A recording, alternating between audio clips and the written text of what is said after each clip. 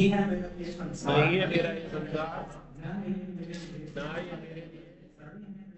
सभी हैं कृष्ण के, तभी तो प्यारे हैं वे सदा। मेरे तो है कृष्ण केवल, दूसरा ना कोई, जैसा भी हूँ उन्हीं का हूँ, शरण में उनकी सदा। सुख दुख नहीं जग में, सिर्फ है परिस्थितियाँ, है सभी प्रसाद प्रभु की, लौ लगे प्रभु से सदा।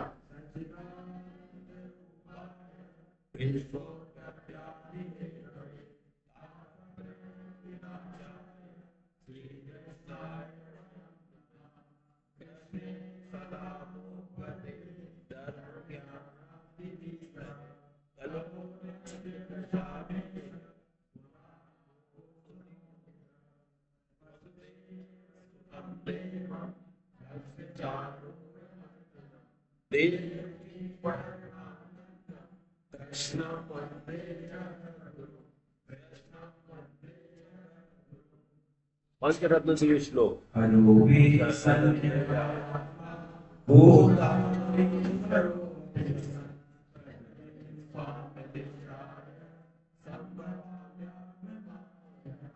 यदा यदा हि धर्मस्य धर्म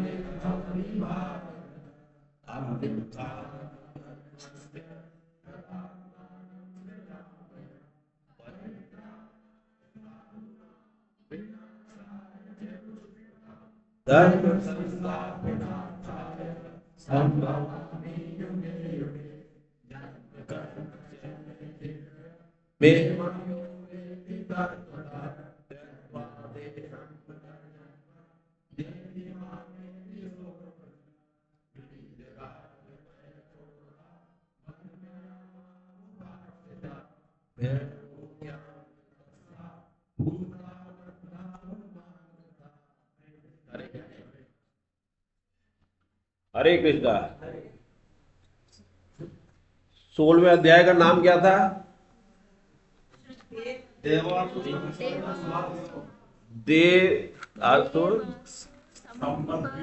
क्या अर्थ हुआ उसका?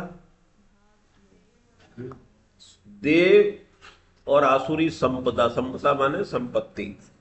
तो देव कितनी थी? 26। और आसुरी कितनी थी? 6। हमें 6 हटानी है, 26 मिलती है। तो आखिरी श्लोक में उसके जब हमने पूर्ण किया था अध्याय, तो भगवान ने कहा था आखिरी श्लोक में कि जो मनुष्य शास्त्र विधि को छोड़कर अपनी इच्छा से मनमाना आचरण करता है, वे न सिद्धि अंतःकरण की शुद्धि को, न सुख यानी शांति को, और न परम गति को ही प्राप्त होता है। अतः तेरे लिए कर्तव्य और अकर्तव्य की व्यवस्था में शास्त्र ही प्रमाण है। ऐसा जानकर तू इस लोक में शास्त्र विधि से नियत कर्तव्य कर्म करने योग्य है, अर्थात तुझे शास्त्र विधि के अनुसार कर्तव्य कर्म करने चाहिए। तो शास्त्र विधि क्या हुई? जो हमारे शास्त्रों में कहा, जैसे गीता जी में भगवान कह रहे हैं, रामचरितमानस में राम जी का चरित्र है, इसी तरह महाभारत के अंदर, इसी तरह भागवत के अंदर, देवी भागवत के अंदर जो भी चरित्र है, हनुमान जी का चरित्र है, उनके चरित्र के हिसाब से हम चलें, वो शास्त्र के हिसाब से जो भगवान ने कहा है वो करें। तो अर्जुन के मन में ये पैदा होगी बात कि ये कैसे होगा। शास्त्र विधि का किसी को पता नहीं होता, किसी की परंपरा में है या नहीं है, समय के अनुकूल है कि नहीं हुए। तो ये मन में उस अर्जुन के प्रश्न डाल दिया भगवान ने इस सवाल से कि शास्त्र विधि से चलना है और शास्त्र विधि से न चले, मजबूरी हो जाए तो क्या करे। तो इससे 17वें अध्याय की नींव पड़ी, श्रद्धा त्रय विभाग योग। तो जैसे हेडलाइन में ही, अध्याय के नाम में ही रहस्य छुपा हुआ है भगवान की प्राप्ति का। तो देवासुर में था कि असुर संपत्ति को हम हटा दे तो अपने आप देवी संपत्ति हमारी आ जाएगी और हमें भगवत प्राप्ति हो जाएगी, और उसके लिए साधन बता दिया शास्त्र विधि। अब श्रद्धा त्रय विभाग योग। तो श्रद्धा माने निष्ठा। हमारी श्रद्धा होती है ना, निष्ठा होती है। मेरे तो ये टीचर बेस्ट है, जो वो कह देगा मानेंगे, मेरे तो ये गुरु है उसका मानेंगे, या टीवी को देख देख के ही कि यार ये वाला ही भजन मुझे अच्छा लगता है, जो ये भजन गाएगा या ये भजन। ऐसे ही घर में भी पत्नी की पति के प्रति निष्ठा, पति की पत्नी पत्नी के पति के प्रति, बेटे की प्रति बाप के प्रति, पिता की पुत्र के प्रति। तो ये जो निष्ठा है यही श्रद्धा है। निष्ठा मतलब एक के ऊपर हो गए, जो उसको कह दिया मानेंगे, तो उसमें हाँ या ना नहीं देखना फिर। तो इसका हेडलाइन इसलिए भगवान ने बनाई कि जब शास्त्र विधि कह दी तो फिर हाँ और ना नहीं देखना है। अब वो 3 तरह की होगी। तो जैसे पहले अध्याय में आया था ना कि सतो तमो रजोगुण, तो श्रद्धा भी 3 तरह की हो जाएगी। और उससे कैसे प्राप्ति होगी? जैसे तमो से रजो और रजो से सतो और सतो से भी ऊपर निकल जाए तो भगवत प्राप्ति हो जाती है।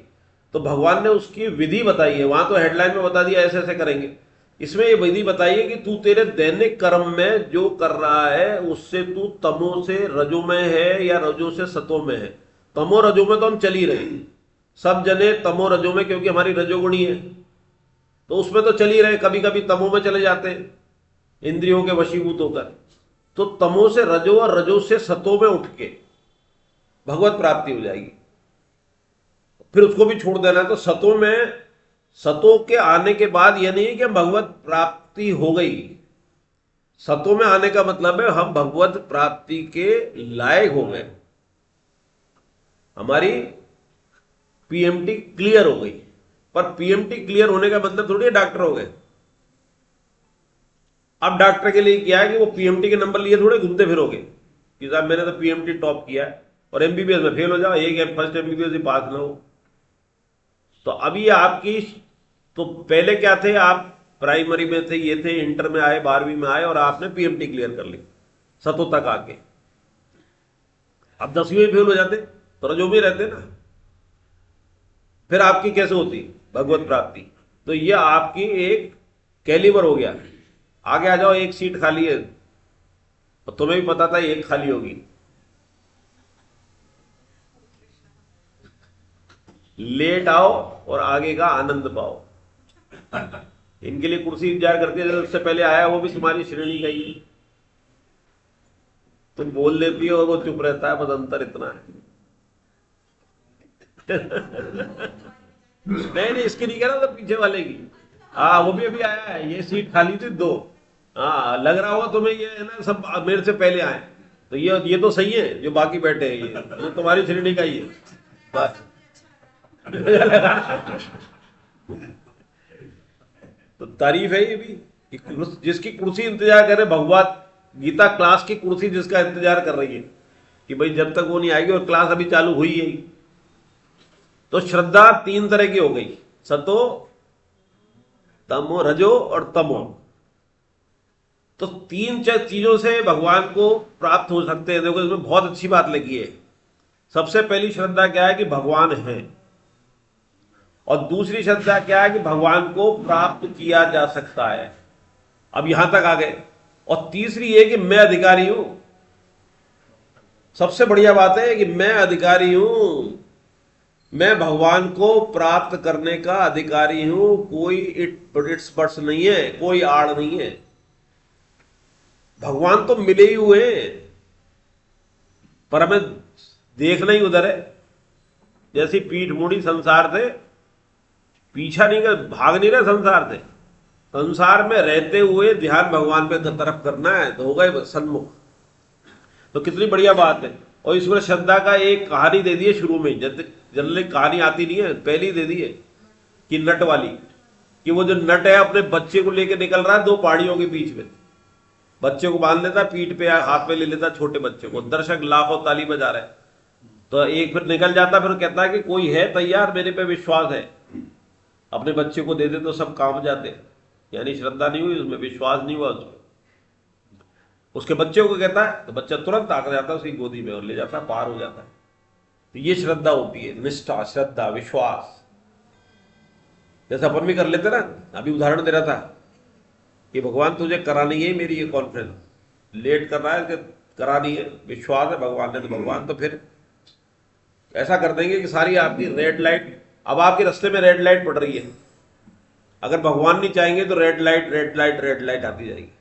और भगवान चाहेंगे तो आपकी सारी ग्रीन लाइट होती जाएंगी। रेड लाइट होने वाले से पहले वाली लास्ट ग्रीन लाइट पे आप निकल जाओ। तो ये देखो कि ये भगवान चाह रहे हैं, ऐसा हो रहा है तो आप खुश हो जाओ, नहीं तो टोल पे अटक जाओगे। आप वाले टोल में आगे वाला एक रुक जाएगा, बीच में ऐसे फंसेगी, पीछे भी 5 और आगे भी 3, है ना। हाँ, और जब अगर आना होगा तो खट खट खट खट खट। तो हर चीज में भगवान की कृपा छिपी हुई है। तो कितने बढ़िया उदाहरण है कि हमारी श्रद्धा है। तो अर्जुन के अब जो प्रश्न आता है वो यही आता है कि भाई श्रद्धा, अब ये शास्त्र विधि कोई न करे, उसकी कुल की परंपरा कुछ हो, कुटुंब की परंपरा कुछ हो, समय काल दूसरा चल रहा हो और शास्त्र विधि ये कह रही है, तो कैसे होगा काम। फिर उनका क्या होगा, जो शास्त्र विधि को न जानते हुए कर्म तो अच्छे कर रहे पर वो जानते ही नहीं है, उनके कुटुंब में वो प्रचलन ही नहीं है, तो उनका क्या कहीं नष्ट तो नहीं हो जाएगा, कैसे करें वो, उसका प्रश्न है। तो पहला श्लोक पढ़ो। कौन पढ़ेगा? बहुत इंपॉर्टेंट है, संबंध भी है, तू ही पढ़ दे, शुरुआत कर दे। ऐसा करो, एक लाइन इधर की चलेगी 4, फिर एक पीछे से चलेगी, दोनों माइक। हाँ, पीछे माइक दे दो एक पीछे, सबसे जो पाप पीछे लास्ट में बैठे हो ना, अतुल को जोड़ के, क्योंकि वो तो बोनेट वो है, गार्ड है, गार्ड है, वो चालू कर देंगे। एक यहां से चालू हो, फिर अपने आप चालू करके फिर दूसरे को दे देना, फिर इधर इधर इधर। फिर अगली बार से क्या करेंगे, सेकंड रो से लेंगे अपन, अगली बार से फिर थर्ड रो से लेंगे। और अगर देख लूं मैं थर्ड रो वाले आगे बैठ गए तो फिर आगे से कर देंगे।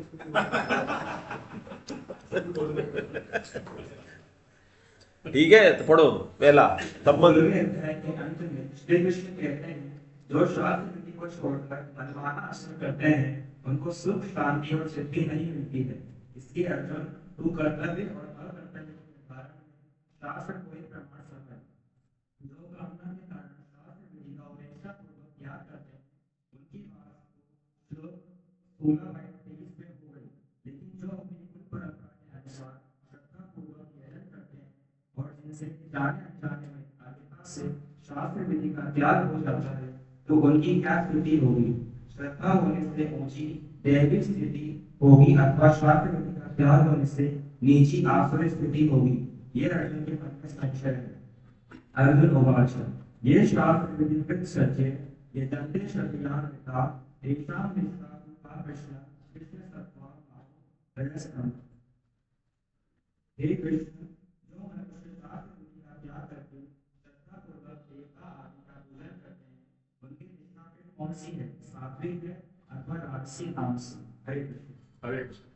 तो इसमें जो अभी अपन ने चर्चा की कि वो जो आखिरी श्लोक था 23-24 में, 23 में कहा था कि शास्त्र विधि का त्याग करके जो मनमान आचरण करते हैं उनको सिद्धि, सुख और परम गति प्राप्त नहीं होती परमात्मा की।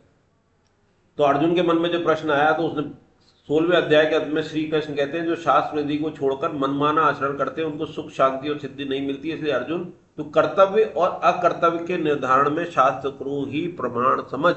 अकर्तव्य का मतलब क्या है? कर्तव्य तो करना है, और कर्तव्य का मतलब जो नहीं करना चाहिए। कई विधि निषेध भी कहते हैं कई बार इसको। विधि मतलब जो करना है, विधि विधान, निषेध मतलब जो नहीं करना है। और कामना के कारण शास्त्र विधि का उपेक्षा पूर्वक त्याग करते हैं, उनकी बात तो श्लोक में हो गई। लेकिन जो अपनी कुल परंपरा के अनुसार श्रद्धा पूर्वक यजन करते हैं, यजन का अर्थ क्या है? पूजन। यजन का अर्थ है पूजन। और जिनसे जाने अनजाने में यानी अज्ञता से शास्त्र विधि का त्याग हो जाता है, तो उनकी क्या स्थिति होगी? श्रद्धा होने से ऊंची यानी देवी स्थिति होगी, अथवा शास्त्र विधि का त्याग होने से नीची आसुरी स्थिति होगी। ये अर्जुन के मन में संशय है। तो इसका भगवान निराकरण करते हैं। अर्जुन बोले, हे कृष्ण, जो मनुष्य शास्त्र विधि का त्याग करके श्रद्धा पूर्वक, शब्द देखे, श्रद्धा पूर्वक, शास्त्र विधि का तो त्याग हो रहा है पर श्रद्धा पूर्वक कर रहा है, देवता आदि का पूजन करते हैं, उनकी निष्ठा फिर कौन सी है? सात्विक अथवा राजसी या तामसी।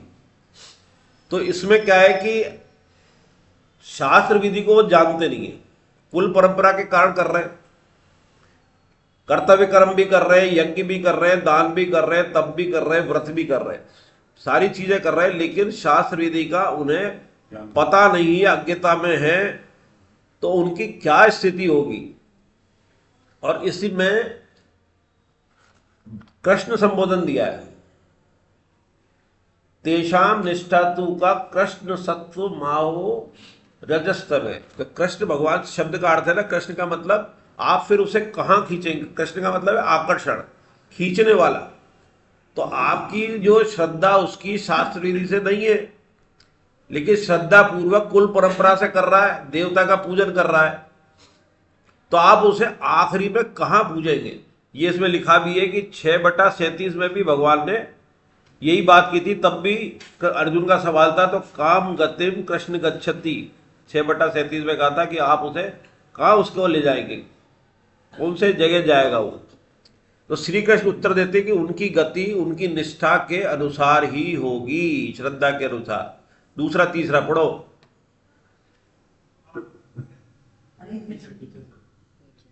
पीछे वाला पढ़े।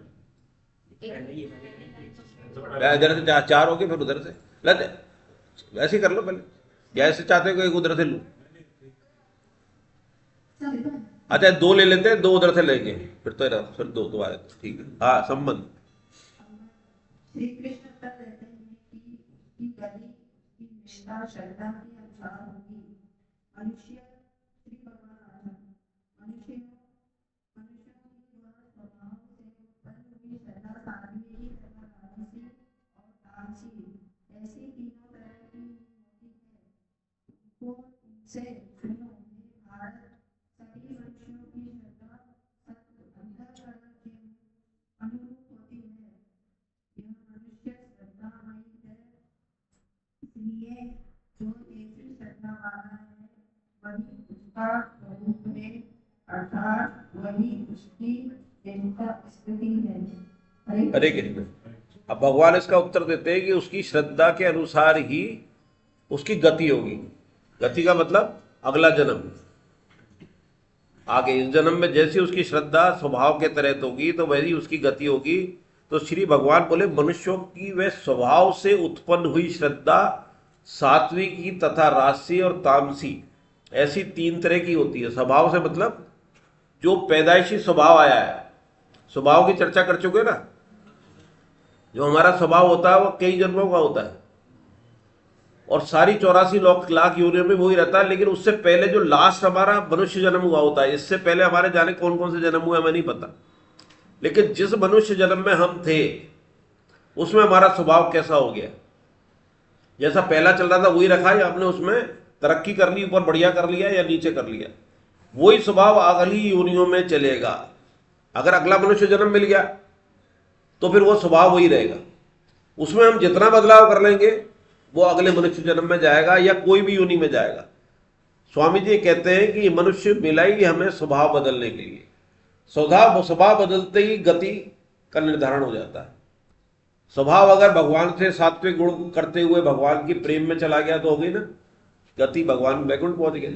सात्विक तक गया तो हमारी एक सीढ़ी रह गई, 99 तक पहुंचे 7 सीढ़ी में।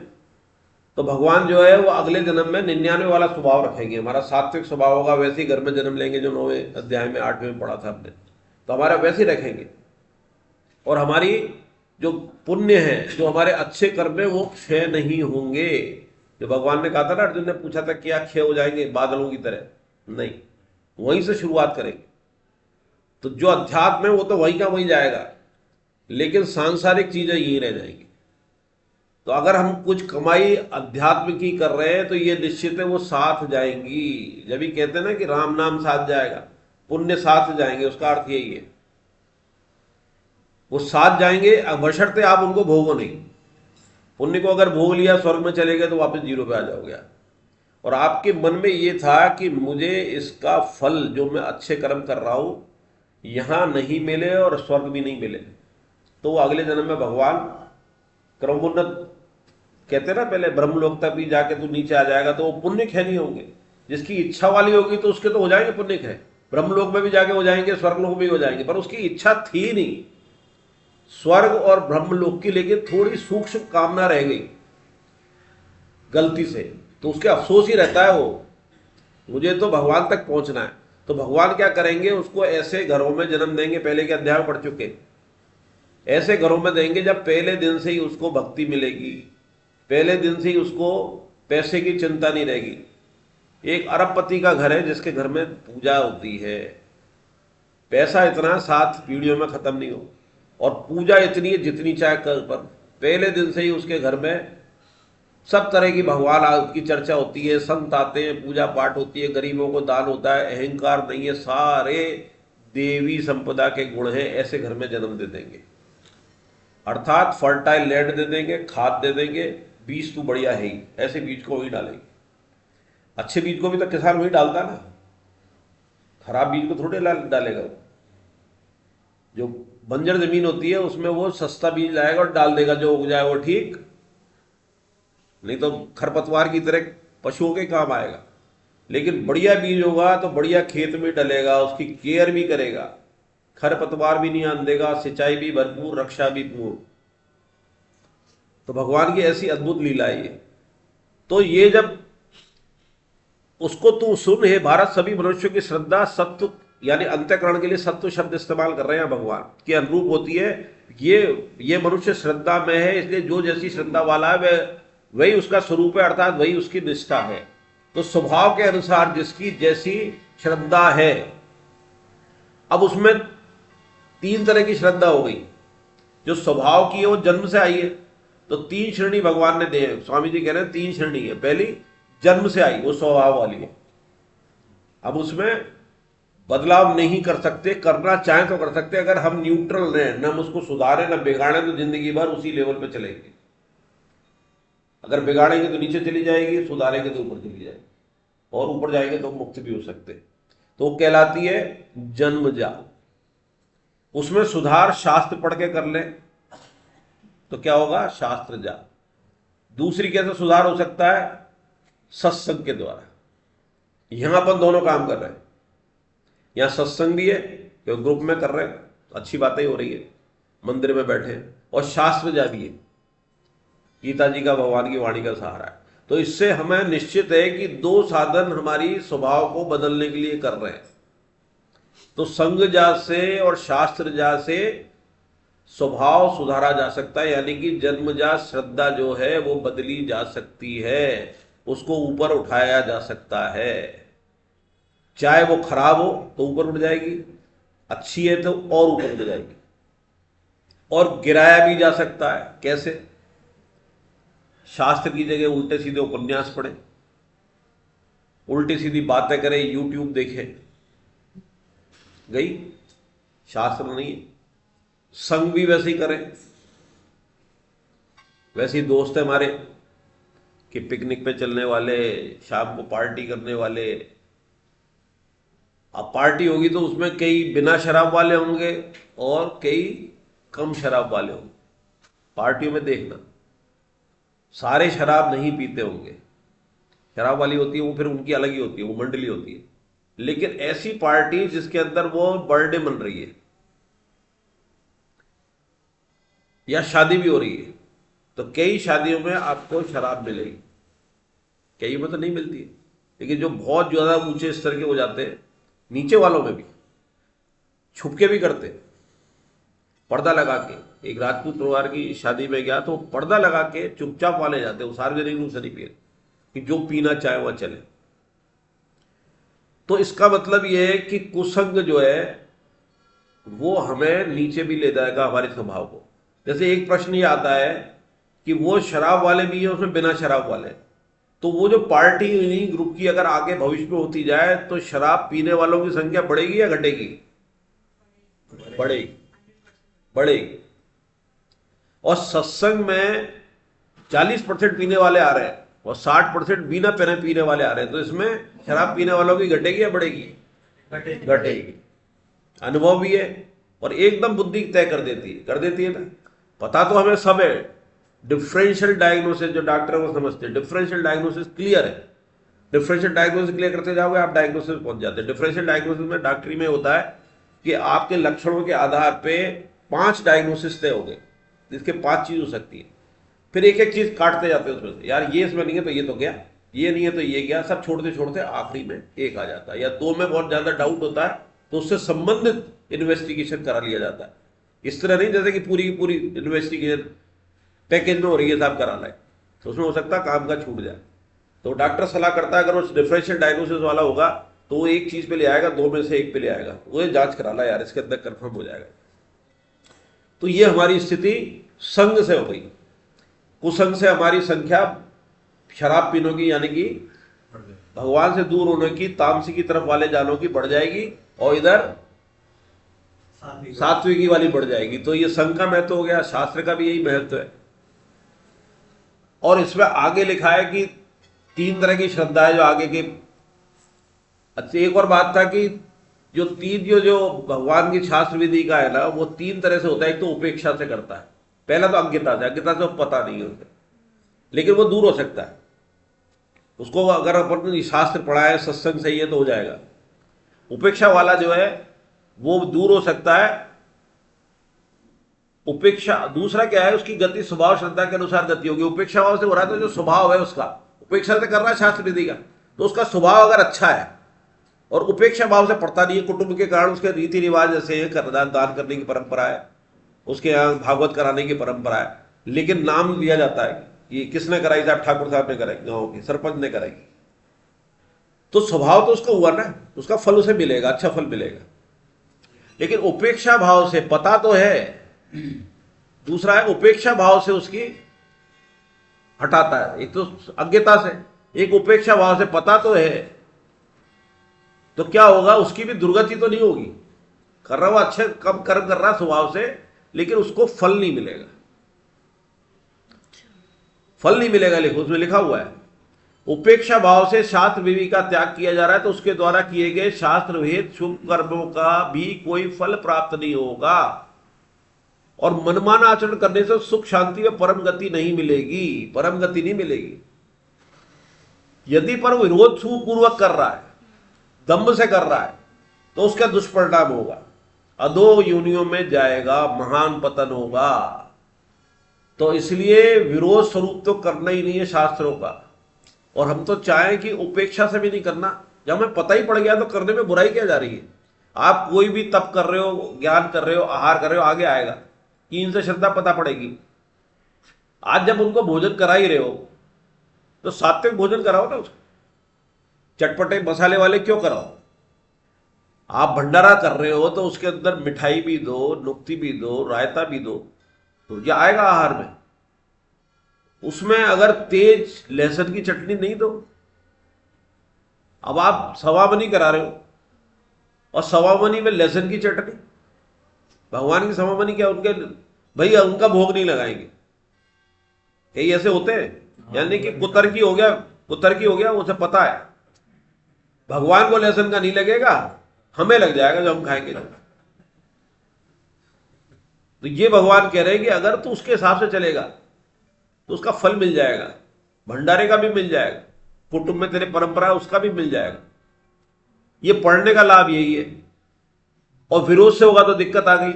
और इसी तरह 3 तरह की इसमें श्रद्धा कह दी कि एक तो हमारी संसार के खाने पीने में, पैसे में, बंगले के अंदर बढ़िया कपड़े हो, बढ़िया ऑफिस का घूमे, होटलों में जाए, तो वो सांसारिक श्रद्धा है। इससे ऊंची क्या है, धार्मिक श्रद्धा, कि मैं गीता का साधक हूं, मैं वर्ण आश्रम का हूं, मैं सात्विक हूं, मैं लहसुन प्याज नहीं खाता, मेरे शराब नहीं पीता, तो इसका भी आ जाएगा, वो अमुक वर्ण से ही आ जाएगा, तो हो गई धार्मिक श्रद्धा। और तीसरी आध्यात्मिक श्रद्धा, ये सबसे ऊंची है। इसमें क्या है कि मुझे तो भगवान को प्राप्त करना है, भगवान के लिए गीता पढ़ रहा हूं मैं। एक गीता इसलिए पढ़ी जाए कि भाई इसके कारण जो है मेरा घर बार बढ़िया चले, घर में शांति आ जाए। और एक अगर इसलिए करी जाए कि भगवान की प्राप्ति हो जाए, मुझे भगवान का प्रेम मिल जाए, आनंद मिल जाए, तो घर तो अपने आप पीछे पीछे चला आएगा। और घर पे सोचोगे तो भगवान थोड़ी आ जाएगा, भगवान के ले ले, तू तो खिलौने ही वाला चाहता। जैसे पहले अपन ने किस्सा सुना था ना कि एक माँ होता है, उसको बच्चे खिलौने देती रहती है, खिलौने पहले छोटे खिलौने, फिर बढ़िया खिलौने और बच्चे, लेकिन आखिरी में जब उसे लगता है मुझे बात की गोदी चाहिए, तो वो कितना ही करोड़ों लाखों का अपना खिलौना उठा के गुस्से में फेंक देता है। तो हमें भी भगवान ऐसे खिलौने देता है, बच्चे देगा, पद देगा, मान देगा, शरीर बढ़िया होगा, निरोगी होगा, और उसी को हम कृपा मानते हैं। ज्यादातर कृपा देखना आपस की चर्चा होती है, बोले कैसी, बोले भगवान की कृपा चल रही, बच्चे बढ़िया मिल गए हैं, बहुत सुशील है, मान सम्मान है, कोई बीमारी हारी नहीं है। कई बार बीमारी हारी और बुरी चीज घर में आना, बुरी बुरी तो मतलब ऐसा नहीं कि कष्ट देने वाली चीज में ज्यादा कृपा होती है भगवान। अगर वो थपेड़े मार रहा है तो वो चाहता है कि तू इस मोह जाल से निकल। आपने अपने कर्म पूरे कर दिए, बच्चों की शादी करा दी, पूरा सब कुछ सही है, और वो बच्चे अगर लात मारने लग जाए, आप गाली देने लग जाए, आपसे व्यवहार नहीं करें, तो समझो ये भगवान की कृपा है। शरीर स्वस्थ है, मन स्वस्थ है, खाने पीने में आपको कोई दिक्कत नहीं है, आपके पास 2-2 मकान है, 3-3 मकान है, लेकिन गाली सुनते सुनते पोतों की भी लैट्रिन बाथरूम साफ कर रहे हो, ये है मोह। भगवान गाली दिलवा रहा बच्चों से, बहू से, और लैट्रिन को उसका मोह है किसका, पोते पोतियों का। स्कूल छोड़ने जा रहे हैं, कंधे पे बैग लगा के, अपने इतने बढ़िया नहीं ले गए बैग वो, पर पोतों के लेके जा रहे हैं। हाँ, टाइम पास हो रहा है। गीता जी के टाइम नहीं है सर, वो सुबह बच्चे की कल जाना है उसकी, मैंने संडे को, अरे संडे को तो ट्यूशन जाता है, सुबह स्पेशल ट्यूशन होती है उसकी। तो ये वाली जो है, ये है गड़बड़। और वहां अगर गाली पड़ी और आपके ठेस लग गई मन में, और आप दूसरे मकान में चले जाओगे, मकान खाली पड़ा, किराए पे दे रखा आप, उसमें चले जाओगे, दोबारा झांक के नहीं देखोगे, बुलाने आए तब भी नहीं जाना कि अब तो भगवान ही बुलाएगा हमें। ये जो लात पड़ेगी, ये सबसे बढ़िया लात है।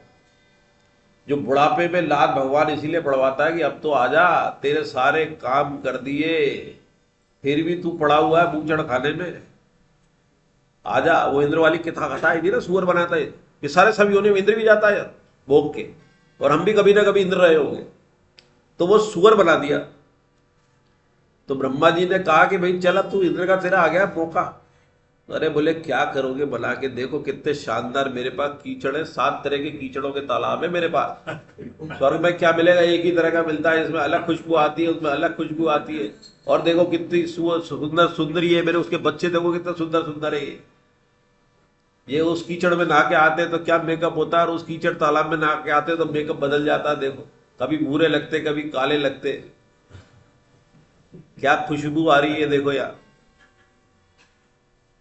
तो वो ब्रह्मा जी ने, भगवान ने कहा देख ये है कमाल, ये है योनि का कमाल, कि उसको वही लगता है, उसको वो शरीर प्यारा लगता है। वो कहते तेरे को मनुष्य जन्म देने वाला हूं यार, तो निकल, छोड़ा भी प्राण लेने आया उन्होंने। यानी कि किसी इतनी बुरी योनि बता रहे, सुअर की विष्ठा में रहता है। और स्वामी जी तो कहते हैं कुकरी विष्ठा खाना है, ये समाज की मान मर्यादा लेना। कुकरी विष्ठा मतलब सुअर की विष्ठा खराब है, तो कुकरी विष्ठा क्या है, सुअर की विष्ठा, जो विष्ठा ही खाता है, जो दूसरों की विष्ठा खा रहा, विष्ठा मतलब लेट्रिन, तो उसकी विष्ठा कितनी खराब होगी। तो तुम तो मान अपमान खा रहे हो, ले रहे हो, इसमें बुढ़ापे के अंदर वो कुकरी विष्ठा है। कितना बड़ा शब्द है, सोच के देखो। तो ये आध्यात्मिक हमारी श्रद्धा हो जाए, संत महात्माओं में, शास्त्रों में जो सब हुई परमार्थिक होगी। सांसारिक श्रद्धा में भोग की होती है, धार्मिक श्रद्धा में भाव की प्रधानता होती है, पारमार्थिक श्रद्धा में तत्व की प्रधानता। तत्व मतलब एक ईश्वर, मुझे ईश्वर से मतलब है और किसी से मतलब नहीं। और इसमें यह भी आया श्रद्धा के ऊपर, ये बहुत अच्छा प्रकरण है, ओरछा के नरेश श्री मधुकर शाह का।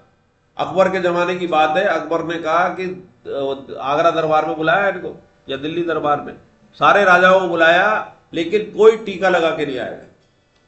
हिंदू राजा थे, टीका लगाते ही थे, कोई टीका लगा के नहीं आया। जो टीका लगाएगा आएगा, उसको गर्म लोहे की रॉड से उसको वहीं जला दिया जाएगा टीके।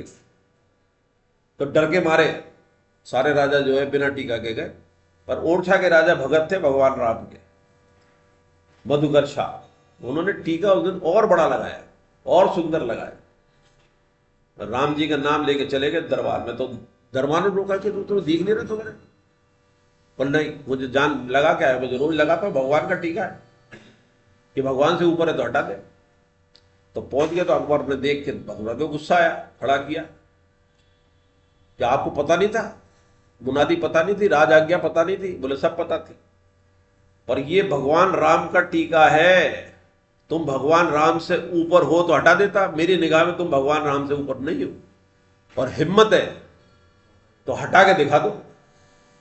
इतने गरज आवाज में कहा तो सारे राजपूत तो थे ही, क्षत्रिय थे सारे, उनकी भुजाएं भी फड़क उठी, तलवार सबके हाथ में थी, सबने अब तलवारों पे हाथ डाल दिया। अब 500,000 राजा बैठे और वो मधुकर शाह उनका लीडर हो गया, और इतने मुगल सैनिक भी नहीं थे, तो अकबर को ही काट देते उस समय, तो ये पोजीशन थी। तो अकबर ने क्या हुआ कि तुरंत, बड़े कूटनीतिक होते राजनीतिक, कि बज्जी फंस गई, तो तुरंत वाह वाह वाह, यही मैं देखने के लिए बुलाया था, पलटा अपने फेवर में कर लिया, यही देखने जाता था असली राजा कौन है, तुम ही हो मधुकर शाह जी। और आज से घोषणा होती है कि ये टीका मधुकर शाह टीका कहलाएगा, ये वीआईपी टीका हो गया। इस टीकों के पैर लगा के आएगा तो राज दरबार में अकबर तक आ सकता है डायरेक्ट। भगवान पे ये क्या थी? श्रद्धा थी। ऐसी श्रद्धा हमारी हो जाए तो भगवान नहीं मिलेंगे क्या? अकबर को झुका दिया था, इसलिए घटना का जिक्र है इसका। चौथा, आप पीछे से लो, पीछे से, पीछे का चौथा, किसके हाथ में बाइक है? खड़े हो जाओ पहले।